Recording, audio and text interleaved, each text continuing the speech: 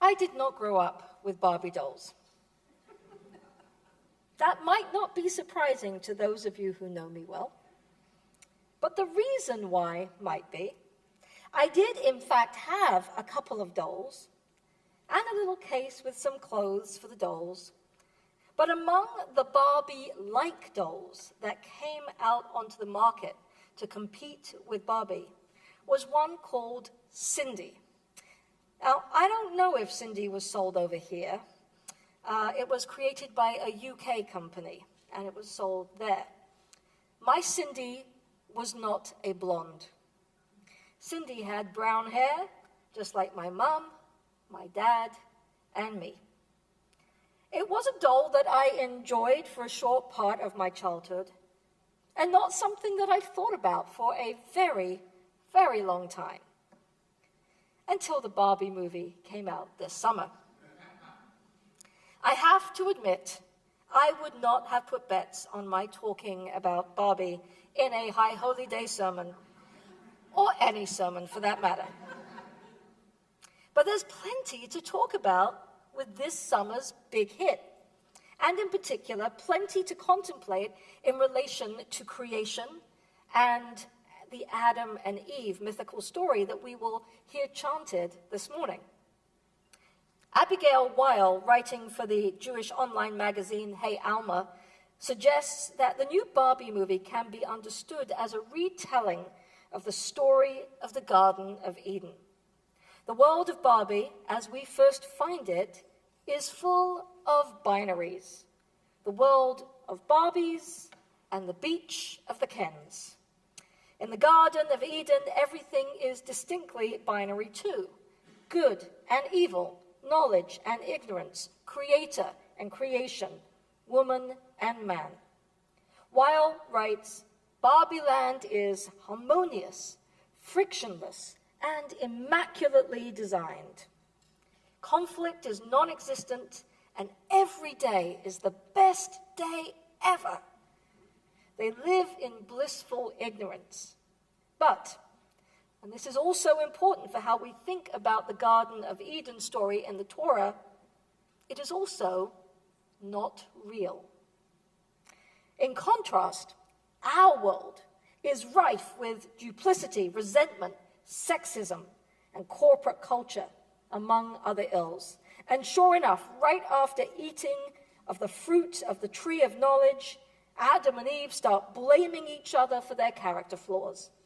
They leave the garden and give birth to Cain and Abel, the former of whom murders the other in a fit of jealous rage. Leaving Barbie Land to venture to the real world means facing a difficult journey, where there will be many bumps along the way, dealing with the sociological and structural realities that shape our experience. The movie particularly examines stereotypes, expectations, and structural inequalities around gender, albeit still remaining very much in the binary male-female realm. But this is also the narrative of the Torah. On the sexes, the Torah tells us, the eternal God said, "It is not good for man to be alone. I will make a fitting helper for him." He took one of his ribs and closed up the flesh at that spot. And the eternal God fashioned the rib that God had taken from the man into a woman, and God brought her to the man. That's in chapter 2. This framing of the relationship between man and woman provides a theological justification for a patriarchal social structure. Woman, made from man and therefore impossible without him, exists for the purpose of helping him. No wonder Lilith pieced out, Weil writes, referring to the rabbi-invented first woman before Eve, who was made, according to chapter 1, alongside Adam rather than as an afterthought, and left him when the equality with which she expected to be treated was not at all what Adam had in mind. The rabbis, being all men at the time, turned Lilith into a demoness who seduces men and steals babies. Of course. In Barbie, Gerwig turns this on its head, using as a jumping-off point the historical advent of Barbie in 1959, which preceded the introduction of Ken 2 years later. Ken's sole purpose is to be Barbie's boyfriend, as if Mattel, the toy company that produces the doll and serves as the villain in the film, had said, "It's not good for Barbie to be alone. I will make a fitting helper for her." Poor old Ken has no purpose other than to be with Barbie, and he waits around on the beach, waiting for her to visit, to notice him, or to invite her to his place. There are other biblical references too, as Weil details in her article, but rather than reviewing all of them and giving away too many spoilers if you haven't yet seen the movie, I want to turn to consider some of the other narratives, modern midrashim if you like, that continue to play with some of the big questions and symbols of the original creation story. For a good many years, when people would ask me, "What's your favorite movie?" I would often answer, "Terminator 2. That's much more my scene than Barbie dolls. I'm not sure if I actually ever had one singular movie that I could definitely say was my favorite, but that was definitely up there, and I've watched it more times than I care to count, and not just because Linda Hamilton was such a badass in it.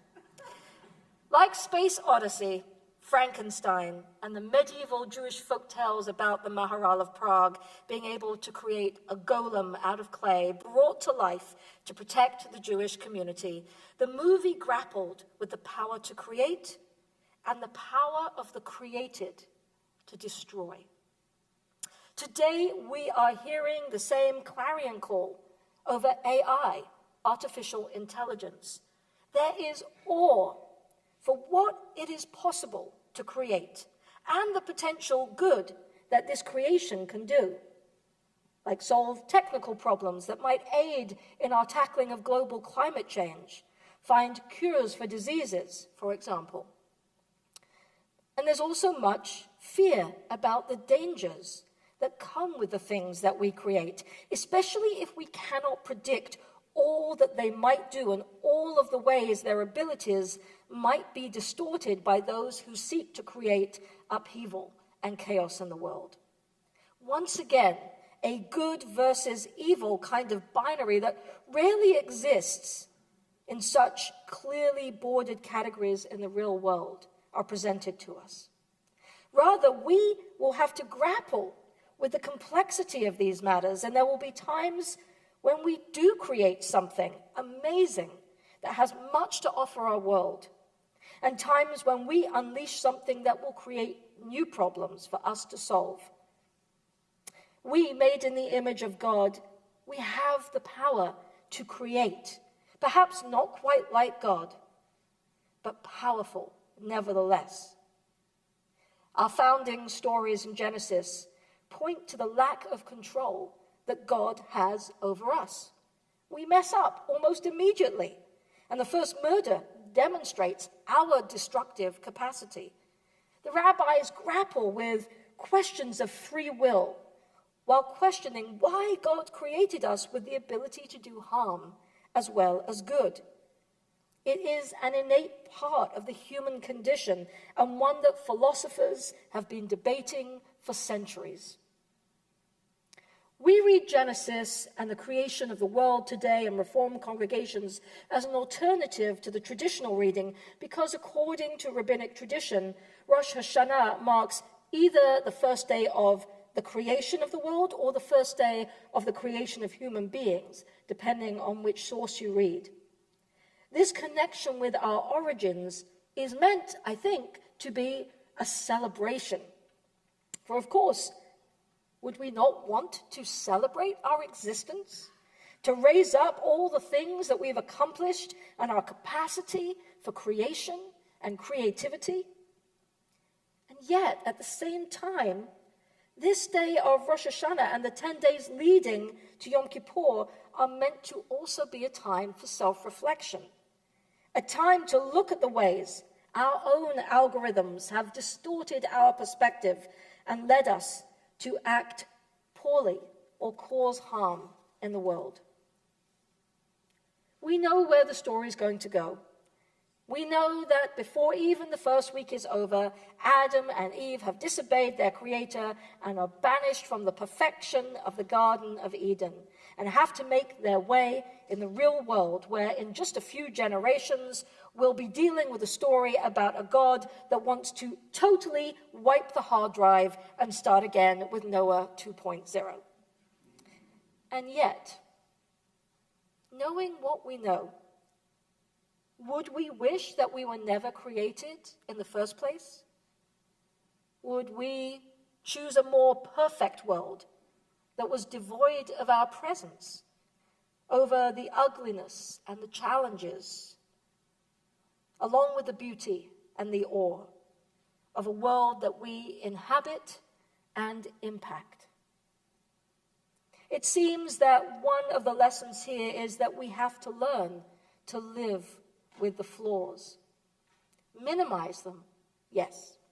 Try to repair when we've caused harm or pain, yes.